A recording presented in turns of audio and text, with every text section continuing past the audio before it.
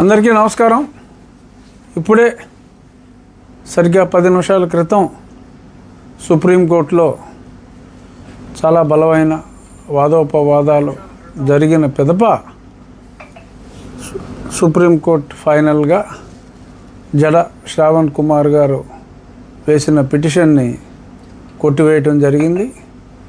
గతంలో స్టే ఎందుకు వచ్చిందో కూడా నేను కొన్ని ప్రెస్ మీట్స్లో చెప్పాను. హైకోర్టులో జరిగిన విషయం అక్కడ తెలియచేయకుండా ex party status quo order తీసుకోవడం జరిగింది.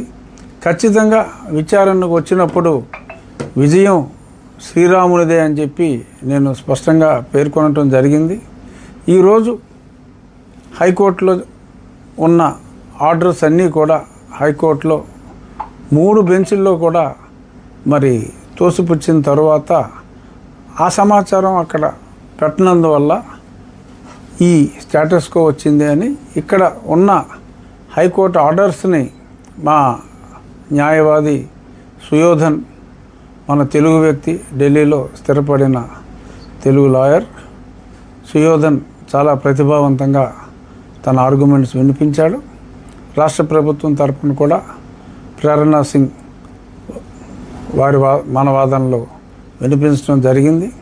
అన్ని అనుమతులు సక్రమంగా తీసుకున్న తరువాత అది ప్రభుత్వ స్థలము అని చెప్పి శ్రవణ్ కుమార్ గారి తరపు వాదించిన న్యాయవాదులు మాట్లాడితే 90 సంవత్సరాలుగా అది ప్రభుత్వ స్థలమే. ప్రభుత్వ స్థలంలో ఉన్న దేవాలయ స్థానంలో మళ్ళీ తిరిగి దేవాలయం కట్టుకుంటే దానికి అభ్యంతరం ఏమిటి అని చెప్పి సుప్రీంకోర్టు కూడా ప్రశ్నించి ఆ పిటిషన్ని కొట్టివేయటం జరిగింది.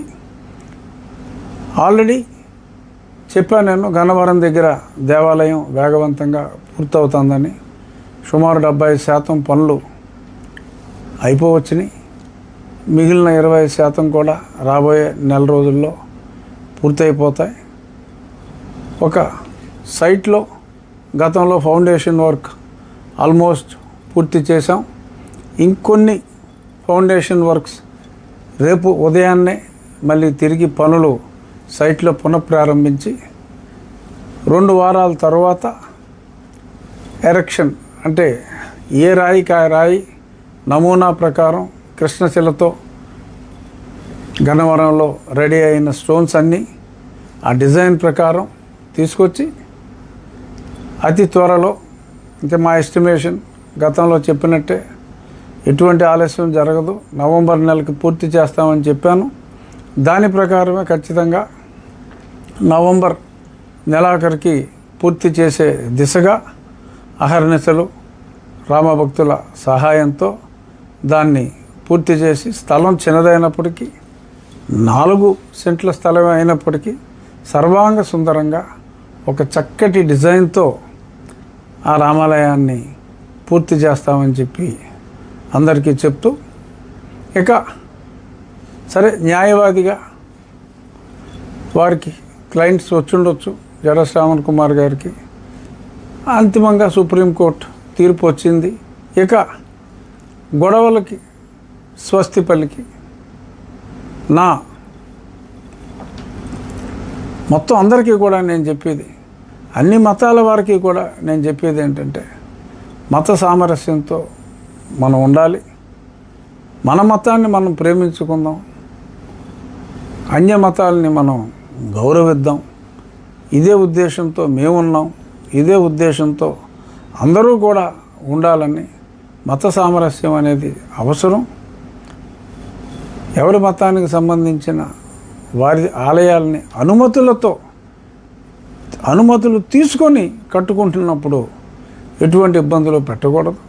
అనుమతులు లేకుండా కడితే ఓకే, చట్ట ప్రకారం శ్రవణ్ కుమార్ గారు కావచ్చు, ఎవరైనా చర్యలు తీసుకోవచ్చు. అలాగే అనుమతులు లేకుండా చట్ట ప్రకారం ఎవరు చేసినా కూడా అది సమంజసం కాదు. అనుమతులు ఉన్న చోట ఇబ్బంది పెట్టడం సమంజసం కాదు అని మరొకసారి అందరికీ విజ్ఞప్తి చేస్తూ, మత సామరస్యంతో మనం అందరం కలిసిమెలిసి ఉందాము. మన దేవుణ్ణి మనం పూజించుకుందాం. అన్యమతానికి సంబంధించిన దేవుళ్ళని గౌరవించుకుందాం అని చెప్పి మరొకసారి తెలియజేస్తూ జై శ్రీరామ్. ఈ పోరాటంలో శ్రీరాముని విజయాన్ని ఆకాంక్షిస్తూ కొన్ని లక్షల మంది ప్రజలు నాకు రెగ్యులర్గా మెసేజెస్ చేశారు. వారందరికీ కూడా నా హృదయపూర్వక నమస్కారాలు, పాదాభివందనాలు. ధన్యవాదాలు.